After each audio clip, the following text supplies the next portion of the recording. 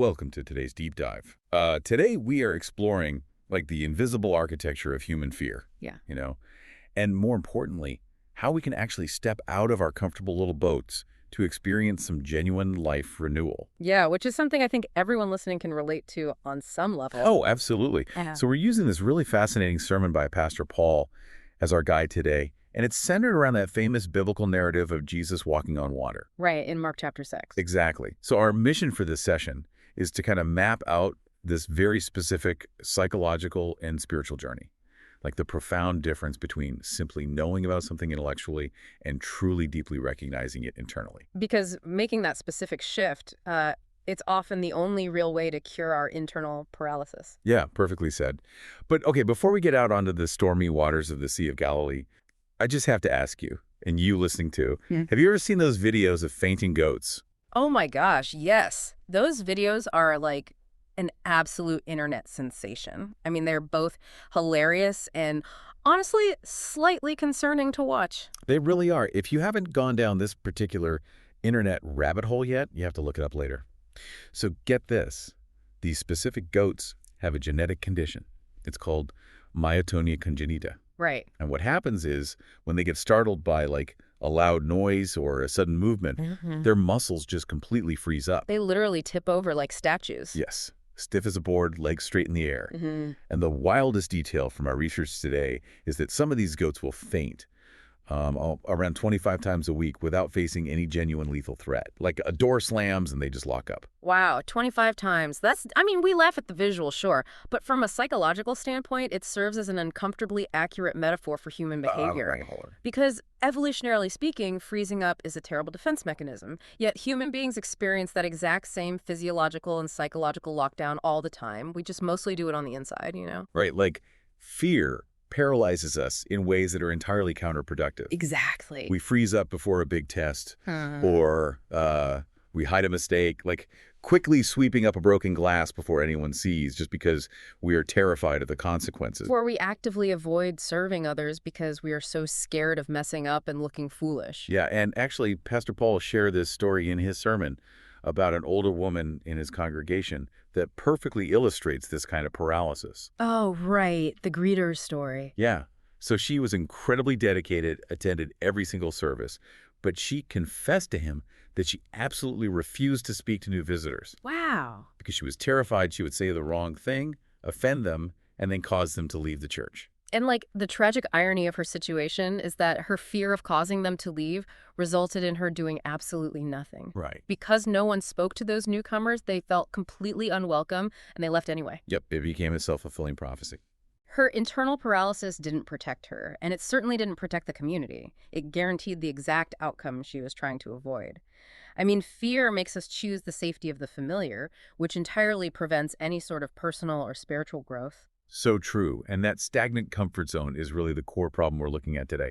So how does the way we approach faith, or like our overarching belief system, actually affect our courage to break out of that paralysis? Well, the sermon outlines 3 distinct levels of faith to explain this progression. And it starts with what he calls cognitive knowledge. Okay, cognitive knowledge. Break that down for us. So cognitive knowledge is basically the baseline operating system for most people. Faith at this level is purely informational and honestly pretty academic. You can think of these individuals as like fair weather followers. Oh, okay. The sermon points out that massive crowds followed Jesus around the Sea of Galilee simply because they had just witnessed the famous feeding of the 5,000. Right, so they received a miraculous free meal, and their intellectual calculation was just really simple. Follow this man, get more free food. Exactly. They treated the divine like a cosmic vending machine. A vending machine, yes. It sounds like people at this level only want the Jesus that makes sense to them, like the free lunch Jesus. Yeah. But what happens when things get uncomfortable? Because a belief system based purely on extracting personal benefits is going to be incredibly fragile the second things get difficult, right? Or when the benefits stop rolling in. Fragile is the perfect word for it. And to see how quickly that cognitive faith shatters, we only have to look at another story from the Gospel of Mark in chapter 5. Okay, what happens there? So Jesus arrives in the region of the Gerasenes and performs this massive, undeniable miracle. He heals a man who is dangerously possessed, and during the process, he sends the demons into a nearby herd of pigs. Oh, right. And those pigs immediately run down a steep bank and drown in the lake. And we are talking about, what, 2,000 pigs? 2,000 pigs. Think about the sweeping economic devastation of that moment. Oh, man. In an ancient agrarian society, 2,000 pigs isn't just a minor financial hit. That is generational wealth. Yeah, that is the economic foundation of an entire community wiped out in a matter of minutes. Exactly. So how do the townspeople react to seeing a severely tormented man supernaturally healed at that cost? Let me guess. They aren't happy. They don't fall at Jesus' feet in awe, that's for sure. They actively beg him to leave their region immediately. Wow. They prioritize their economic stability over the miraculous transformation sitting right in front of them. Yep. When the supernatural disrupts their financial security, they reject it entirely. Cognitive knowledge falls apart when it hits the wallet or when it defies our scientific rationality. Right, so it works perfectly fine when you are sitting on a sunny hillside eating miraculously multiplied bread. Exactly, but it fails completely when following that same teacher means enduring a terrifying storm or losing your livelihood. At this foundational cognitive level, people want the divine to serve their natural earthly desires. They have zero interest in actually submitting to it. They just end up restricting their entire reality to what feels safe and controllable. Yeah. But since we obviously can't control the actual storms of life, the health crises, the financial crashes, unexpected losses, we have to move past merely knowing facts about God or the universe. We need a deeper mechanism to overcome our fear. Which brings us to the second level Pastor Paul identifies, emotional recognition. Emotional recognition.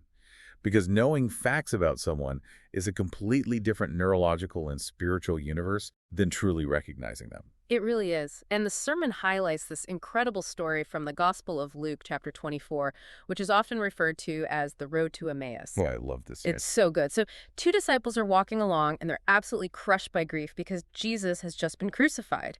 Jesus himself walks up and joins them on the road, but the text explicitly notes they are kept from recognizing him. Which is wild. Yeah. They are so blinded by their own grief and probably their preconceived notions of how the Messiah was supposed to act that they literally can't see who is standing right next to them. Right. They even start lecturing him. They arrogantly explain current events to the resurrected Christ, basically asking if he's the only visitor in Jerusalem who doesn't know what happened to Jesus of Nazareth. The cognitive dissonance is staggering. It really is. So then, Jesus delivers what the sermon calls arguably the greatest sermon in human history.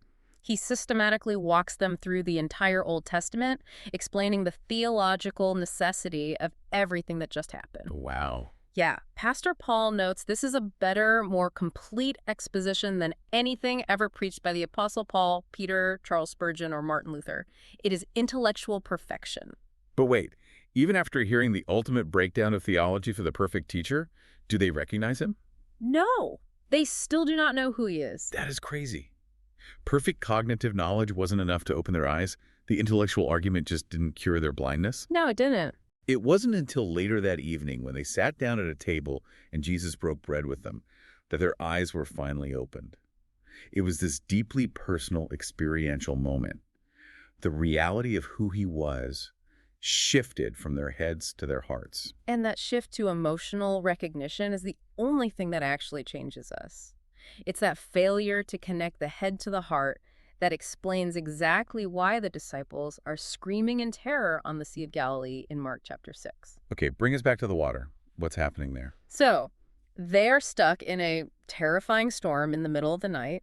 Jesus comes walking toward them on the water. Now, remember, they have all the cognitive facts about his miracles. They literally just help hand out the multiplied bread. Right. But in the middle of a literal crisis, they don't have the emotional recognition to see him. They think he's a ghost. Because fear actively distorts their reality. It's kind of like when you were a kid waking up in the middle of the night. Oh, yeah. You look into the dark corner of your bedroom and you see this horrifying, hulking monster waiting to grab you. Your amygdala fires up, your prefrontal cortex goes offline, your heart rate spikes, and you are just paralyzed with terror. Absolutely. But then you turn on the light, and it's literally just your winter coat draped over a chair. That is such a perfect analogy. When you operate out of fear, you project your absolute worst nightmares onto the very things that are harmless, or, in the disciples' case, onto the very person who was there to save them. Exactly. Fear makes us misread the presence of safety as a lethal threat. But Jesus immediately addresses that distortion. He calls out over the wind, "Take courage, it is I. Don't be afraid." He's inviting them out of their panic. Yes, he's actively inviting them out of their cognitive panic and into that second level of faith. He is asking them to recognize him as the Lord over the chaos, not just a teacher who provides free meals on the shore. And this is the exact moment the Apostle Peter makes his massive, iconic move, right? Yeah. In Matthew's account of this event, Peter hears that invitation and refuses to stay huddled in the boat with his cognitive knowledge. He wants to experience the reality of what Jesus is doing. Yeah. So he asks Jesus to call him out onto the water, and then he actually steps over the edge of the boat. He completely abandons his comfort zone. Stepping out of the boat is the ultimate test of recognition. But the narrative doesn't just offer this neat, triumphant moment where Peter dances on the waves. Well, no, because he immediately starts sinking. Right. Peter takes a few steps, sees the wind, completely panics, and drops like a stone. I mean, from a traditional perspective, this reads like a massive failure on Peter's part. It looks like a cautionary tale about biting off more than you can chew. And that's how it's usually taught. But Pastor Paul challenges that traditional reading by pulling in this brilliant psychological insight from author John Ortberg. Okay, what does Ortberg say? Let's analyze that split second when Peter begins to sink. In that exact millisecond, nothing in his physical environment actually got worse. Jesus didn't change his position. Right. The size of the waves remained identical. The velocity of the wind didn't suddenly increase, and Peter's own body weight didn't magically multiply. The environment was exactly the same. Exactly. The only variable that shifted was his focus. He took his eyes off Jesus and locked them onto the storm. The moment his attention shifted from the solution back to the chaos, he sank into it. Wow. Where we direct our gaze entirely determines our reality. Yes, but the sermon highlights a crucial, frequently overlooked detail about Peter's background here. Peter wasn't an accountant or a carpenter. He was a professional fisherman. Yes, he made his living on this specific sea. Which means if you spend your entire life working on a boat, you know how to handle yourself in the water. Exactly. Your body's deeply conditioned for it. If you fall in, your sheer muscle memory, like your basic survival reflex, should be to immediately start treading water, turn around, and swim the 2 or 3 strokes back to the safety of the boat. He had the brute strength and the aquatic skills to save himself. Right. So his natural reflex should have been to just swim back. And relying on our own skills is the default human instinct when we get scared. We try to manage the chaos ourselves. We frantically try to swim back to the boat of our own control. But Peter makes a completely different choice in the water. He actively suppresses his survival instinct. Instead of swimming, he stops struggling. He completely abandons his own professional competence and cries out, "Lord, save me." And that choice is the thesis of our entire deep dive today. Really? Yeah.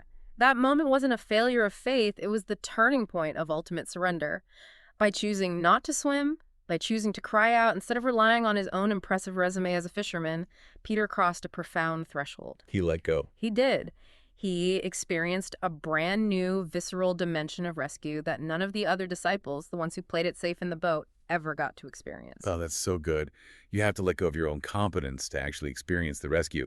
And surrendering in the storm is what bridges the gap from merely recognizing Jesus to the third and final stage Pastor Paul outlines, which is life commitment, or true belonging. Right. Recognition is a powerful moment of encounter, but commitment is a fundamental shift in identity. How does the sermon explain that? Well, the sermon takes us back to the Gospel of John, chapter 6, to illustrate what this identity shift looks like. So the day after Jesus feeds the 5,000, that same massive crowd tracks him down again, looking for another free meal. The vending machine crowd is back. Exactly. But Jesus refuses to cater to their cognitive level desires. Instead, he delivers an incredibly difficult metaphorical teaching.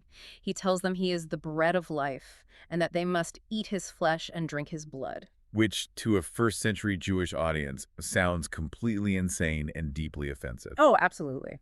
He is intentionally pushing them past their intellectual comfort zones to see who is actually committed and who is just there for the catering. And the crowd's reaction is immediate and telling.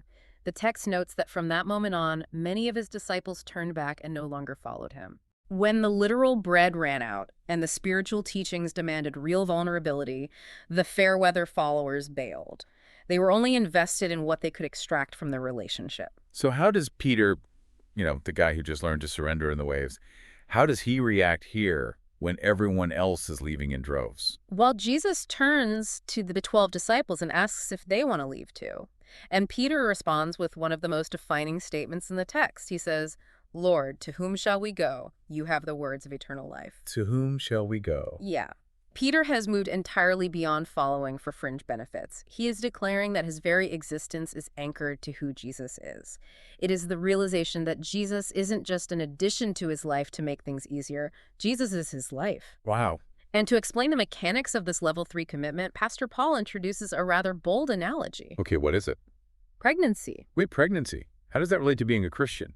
Comparing spiritual commitment to pregnancy is definitely unexpected. It is, but let's unpack that, because it makes a lot of sense when you think about the definitions. You don't call someone pregnant just because they desperately want to be a parent, right?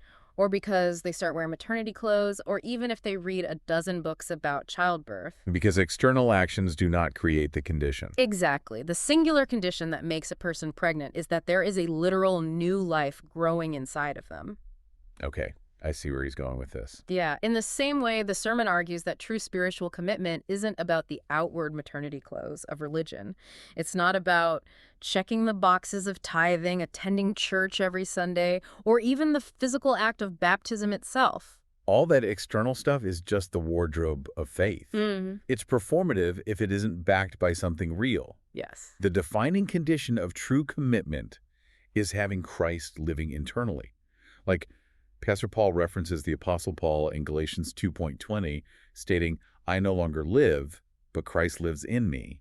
Which is profound. It is. And we can ground that on psychological terms, too. It's like installing a completely new operating system in your mind.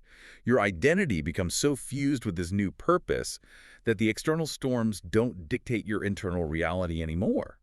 You aren't paralyzed like the fainting goats because your core is fundamentally secure. That internal security requires active cultivation, though. It doesn't just happen passively by wishing for it. So how do you and I, listening to this, actually cultivate this level of fearless commitment in our daily lives? Well, the sermon offers a very practical, gritty answer for how we build this, wrapped in a story about an elite national rugby player. Rugby is an incredibly brutal sport. I mean, there's zero pads. People are just launching themselves at each other at full speed. Exactly. So Pastor Paul was chatting with this player and asked the question anyone used to American football would ask. He pointed out the lack of heavy pads and helmets and asked, "Where is your protective gear?" And what did he say? The rugby player simply smiled and said 3 words. Train yourself. Train yourself. Yeah. He doesn't rely on external plastic padding to survive the hits. His body is the armor. He relies on the muscle density, the bone strength, and the physical resilience he has built through grueling daily training. And we have to build our spiritual muscle in the exact same way. The sermon emphasizes daily spiritual discipline, engaging in devotionals, spending quiet time reading the texts. Which some people think is just checking a box. Right, but we have to look at how that actually functions as resistance training for the brain under stress. When you engage in daily spiritual disciplines, you are literally building neural pathways of trust and faith. You are cultivating a spiritual neuroplasticity. You are conditioning your mind so that your default reflex isn't panic. You can't just expect to be handed a magical shield the moment a crisis hits. You have to have the strength already built into your fibers. Exactly. If you haven't put in the unglamorous work of daily conditioning, you will seize up and collapse when the unexpected shock comes. Like the fainting goats. Like the goats. Training allows you to take the hit. Training gives you the capacity to step out of the boat and face the wind without losing your mind. It's a masterclass in the anatomy of personal transformation, Moving from a consumer chasing free bread to a surrendered participant in the waves to a fully committed identity. That is incredibly powerful. And I want to leave you, the listener, with a final thought to mull over today, something to explore on your own. Think about the last time you felt like you were completely sinking in a chaotic, overwhelming situation. We've all been there. Yeah.